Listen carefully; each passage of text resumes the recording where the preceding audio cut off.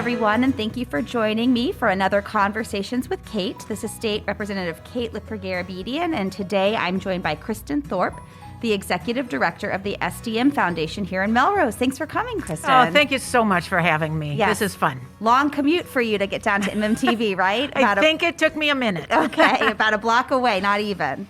So Kristin has been in Melrose for a long time and such a great public servant to the community. Many of you probably know that Kristin served for 11 years on the Melrose School Committee, including as chair. And then she has founded the SDM Foundation here in Melrose, embodying her vision for connecting people to the resources they need through technology and making that possible for them. So you're a nonprofit foundation that you started in 2016. You're focused on teaching people how to use technology, including computers and the internet, to enrich lives. And I'm really thrilled to have you at this juncture of my year because we just did a lifelong learning community conversation talking about how people can set goals for 2022 and sort of achieve them, including by identifying resources like you and the foundation to really help them make those connections through technology. So I'd love to pause here and give you an opportunity to talk a little bit about your personal background, what led you to founding this amazing nonprofit. We're so lucky to have you in town. Thank you. Thank you so much. So I've been in Melrose for 30 years. I love this community. I have also worked about the same length of time in the software development environment. I worked for a man named Stuart Donald McIntosh, SDM. It's not a surprise. And over the course of those years, he was significantly older than I was, and he wanted to continue some sense of our work beyond when he was no longer around. And he and I sat down probably 20 years ago and talked about what that might look like, decided on a nonprofit that would start when he passed away. And we bandied about some ideas and decided on helping non-technical people use technology. Within that very broad guide, I could decide what I wanted to do. So I spent a good 20 years dreaming about what that might look like. And through the course of the rest of his life, he was 93 when he died. Okay. I thought about a lot of things, but as I got older, I also thought, wow, I love this community. I did not have a big draw to be in another community. I love walking to work. It is, of course, it's hugely important to my life. Sure. And so when he passed away, this is what I decided the embodiment of that should look like. And this summer it will be 6 years that we've been open, and we are having a ball, helping people, and I can't believe that. 6 years. It feels like just know. yesterday that you all were setting up. It's incredible. It is. It really is. And how fortunate it was that you started with a few years before the pandemic to sort of figure it all out, because I'm sure there's been an increased demand, and you've had to sort of pivot and think things through to continue to serve your mission during a time when people were more isolated and concerned about health. Absolutely. And we really did have to learn how to deliver our services remotely. Now we are way better at Zooming with people and helping them get set up on Zoom in order to be able to Zoom with them. For sure. Because not everybody just comes to you with that. We've also, over the years, connected with so many mass hire and senior centers in other towns and veterans organizations, and we've just had so many organizations find us and tell each other about us, and we're happy to have people come either remotely or physically in person from any of those organizations, and we're happily helping all of them. That's fabulous. I know we were just saying this morning that someone is visiting Melrose from a different community and can access us by public transportation. So it's really incredible. Yeah. So can you talk a little bit more about some of your the work that you're leading on, the kinds of resources you're offering to folks, and what are some of the things that you've been most proud of in the 6 years you've been operating? I'm really proud of the number of people that we can help and the wide array of topics that we help them with. We get people who just stop in and say, oh, this thing is happening on my phone. Oh, all of a sudden I'm not getting my email. And we can sometimes help them on the spot. Right. We are helping a lot of people in the job search. How do I look for jobs online? How do I type a resume? We are not a job service, and we do not advise people about what should be on their resume, but we certainly will help someone learn how to format a resume. Absolutely. How to create the document, how to create a PDF, and then upload it to Indeed or wherever they're applying for jobs. That's great. Almost all jobs now have to be applied for online. Right. And for people who are only using their phones or don't maybe even have phones, that's a huge obstacle.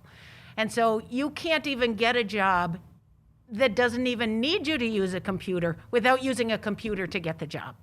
And so that's an area we help a lot of people. Have you seen that increase during COVID? I know my office alone supported more than 300 people in the community. Yeah. Right, with unemployment filings. filings. Unemployment filings was huge during that period.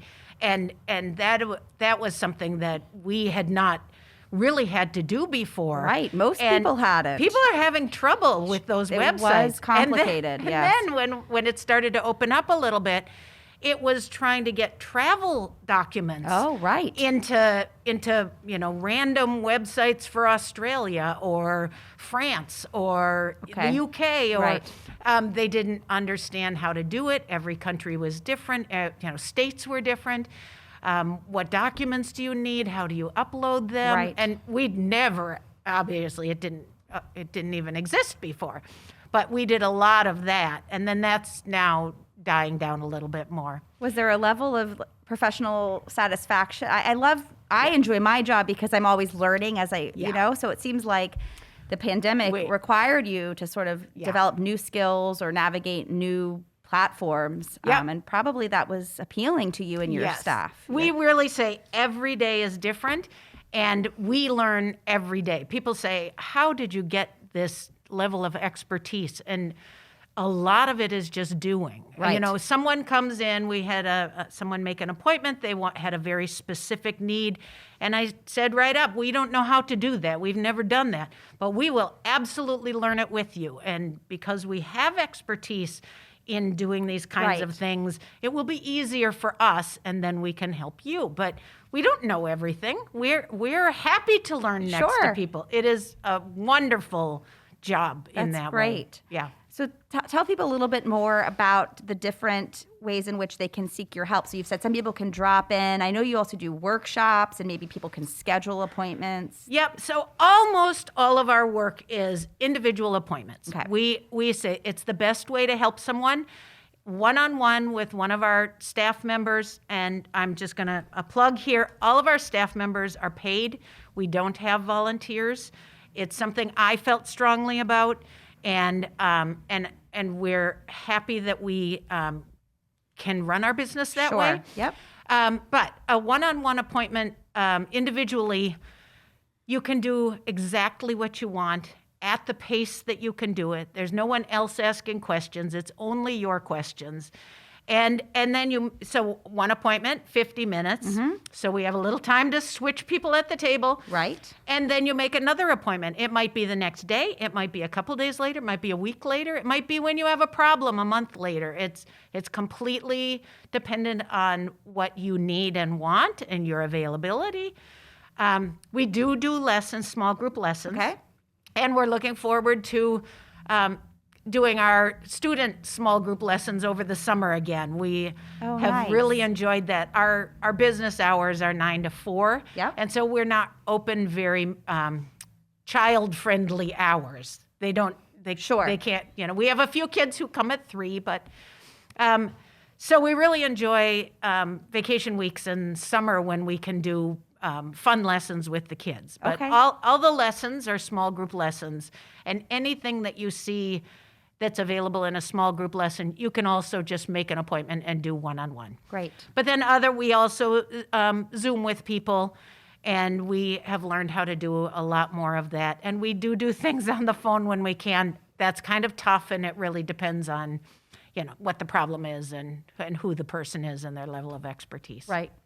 It was really interesting to hear about some of the different state agencies or local agencies around the state with whom you've partnered or just been in conversation.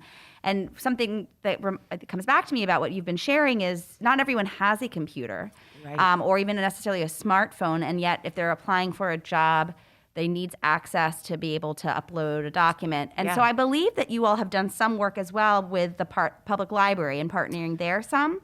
And how can people engage with that programming, or maybe talk a little bit more about that? Yep. So it really started for us when the library had to shut down during COVID. We opened up before they did to having people. It was very limited, but and we really realized that there was a huge need for people who just needed time using a computer. They may have no questions, they may have very limited questions, but they didn't have access to computers. And some of these people were spending, $20, $30, $40 at Staples or wherever they were renting computer Right. time, and they couldn't afford that. And so it was around the same time that we moved to our new location, which is much larger and has more separated spaces upstairs. So now you also can make an appointment to come and just use our computer. Great. And you can use it for several hours, depending on our availability, but we have good availability. And so we were able, so the library started to send people our way during that period because they were not yet able to offer see. that again. Okay. And so now they do it still again, Right. and we also do it. But we have such a good relationship. They know when someone might not be able to do whatever it is they want. They might need a little bit more help than the library can provide, and they'll just send them our way. And That's if great. we don't have time, we send them their way. Sure. One of the guests for the community conversation was the director of the Wakefield Library. So, it makes total sense that you all would be thinking through how to support people through their lifelong learning processes, Yep. right? So what do you want local leaders or policymakers at the state level like me to know or consider when we're thinking about ensuring inclusivity and agency and closing the digital divide? It's something I think about as a former teacher, and hearing from colleagues out in the western part of the state where there may not be as great a connectivity yet, Right, and obviously resources break down socioeconomically as well. So just what are your Yep. thoughts for me to be thinking about, for our city That's- councilors or our school committee members to be thinking about? Yep. So actually, just as you said, school committee, I think we forget that not everybody has the ability to connect to the internet. We really start to think that that part is already handled in our area, and it isn't. Lots of people who come for help to SDM have free phones. They call them their Obama phones, and that makes a huge difference in their lives. Having internet makes a huge difference in people's lives, and not everybody has it. And being able to point people in one direction would be really good. We can help any individual person figure out what might be available to them based on where they live and things like that. But it would be great if we had a particular place that we could say, this is the place where you'll find out what you can get. The other thing is actual computers, whether it's tablets or laptops. We get multiple calls every week from people who are trying to find a computer that's free or very cheap for their parents or their disabled child or something. And we have literally no resources that we can even point them to. And we don't offer free equipment. That's Right, just not something right. we do. but I don't even know where people would go to get something like that. Okay. Those are great to put on my radar and others who may be Good. listening. So thank you for raising those up. Anything else you'd want to let people know? How do they get in touch with SDM if they'd like to make an appointment or if they want to look at what the small group lessons might be coming up? So our website, sdmfoundation.org. Our email is info@sdmfoundation.org. And our phone number is 781-606-2621.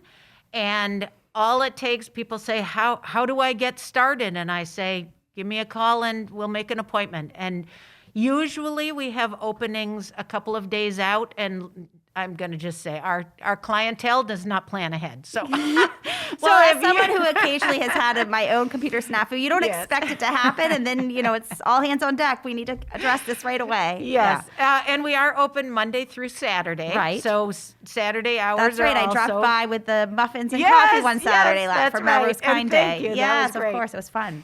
Yeah. So really, we are very accessible, patient, easy to talk to, and I would say 40% of the people who come in think they are the dumbest person that we've ever seen, and clearly they're not. Sure. They just don't know yet. So we're happy to teach them. Great. So maybe as we close out, you've been in the business of software and technology for decades. You've been leading this foundation for almost 6 years. I also know that you mentioned earlier you have some young grandchildren. So let's be honest. Do they teach you some things about technology sometimes? Because I find my 3-year-old can figure something out faster than I can. So not yet, okay. but the 4-year-old is getting closer, and it is a lot of fun. But I always say, people say, oh, well, they're young. They're young. They're just fearless. They just don't care. We had somebody come in the other day, and she said, my 5-year-old granddaughter just ruined my laptop. No. Everything is gone. Well, what she'd done is she'd logged into the guest user account. Okay. Because she apparently couldn't log in as her grandma. Of course. But her grandma didn't realize that. I'm sure the 5-year-old didn't realize that either. But right. Yeah, well, technology is sort of another opportunity for intergenerational conversation or possibly conflict, but with hopefully good resolution thanks to you all. So, well, Kristin, thank you so much for joining me today for Conversations with Kate. It's always a pleasure to get to see you and learn more about what you're leading on. Thank you for having me. It is wonderful. I really appreciate you asking. Absolutely. Thanks.